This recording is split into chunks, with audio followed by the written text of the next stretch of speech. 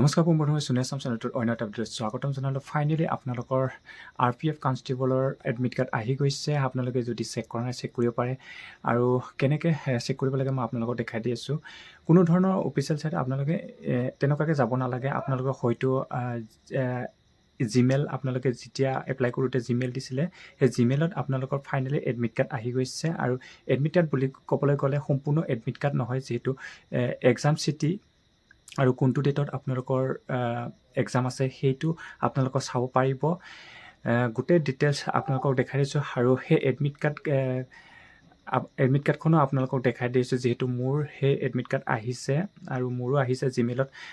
এতিয়া মই কামৰ পৰা আহি যেতিয়া মই জিমেইল চেক কৰিলোঁ, জিমেইল চেক কৰোঁতে জিমেইল এটা আহি আছে। জিমেইলটোত RPFৰ ফালৰ পৰা পঠাই দিছে। সেই RPFৰ ফালৰ পৰা যিহেতু পঠাই দিছে এই জিমেইলটোত এডমিট কাৰ্ড, আৰু এডমিট কাৰ্ডৰ তাতে লিখা আছে যে চিটি চেক কৰিব দিছে আপোনালোকৰ আৰু এক্সাম কোনটো ডেটত আছে তেনেকুৱাকৈ অফিচিয়েল ছাইটৰ লিংকটোত গৈ কিনে আপোনালোক চেক কৰিব দিছে। আপোনালোকে চেক কৰিব পাৰে আৰু ডাইৰেক্ট আপোনালোকে যদিহে জিমেইল যোৱা নাই আপোনালোকে অফিচিয়েল ছাইটত RPFৰ অফিচিয়েল ছাইটত যাই কিনে আপোনালোকে চেক কৰিব পাৰিব। আৰু চিন্তা কৰিব নালাগে, আপোনালোকৰ যদি জিমেইল যোৱা নাই আপোনালোকৰ অতি সোনকালে জিমেইল যাব, যিহেতু আজি ডেটতে মোৰ সেই জিমেইলটো আহিছে। আৰু আপোনালোকৰ যদি জিমেইল আহিছে কমেণ্টত জনাব, আৰু কোনটো ডেটত আপোনালোকৰ এক্সাম আছে কমেণ্টত জনাব। আৰু আপোনালোকক দেখাই দিছোঁ সেই মোৰ জিমেইলটো।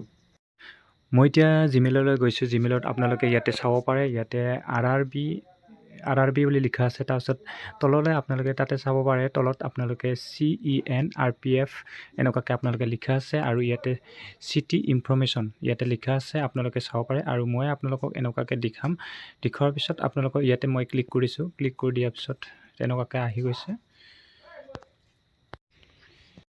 জিমেইলটো ক্লিক কৰি দিয়াৰ পিছত এনেকুৱাকৈ আহি গৈছে। আপোনালোকে ইয়াতে চাব পাৰে, আপোনালোকে CNRPF চিটি ইনফৰমেশ্যন চিপ ফৰ কম্পিউটাৰ বেছ ডেস্ক আপোনালোকে ইয়াতে চাব পাৰে। তললৈ স্ক্ৰল কৰিলে আপোনালোকে ইয়াতে আপোনালোকৰ ৰেজিষ্ট্ৰেশ্যন নাম্বাৰ আপোনালোকৰ দিয়া থাকিব। ইয়াতে ৰেজিষ্ট্ৰেশ্যন নাম্বাৰ আৰু আপোনালোকৰ ডেট অফ বাৰ্থ দিয়া থাকিব। ডেট অফ বাৰ্থ দিয়াৰ পিছত ইয়াতে আপোনালোকে আপোনালোকৰ লিংকটো ইয়াতে দিয়া থাকিব। ইয়াতে আপোনালোকে লিংকটোত ক্লিক কৰি দিব।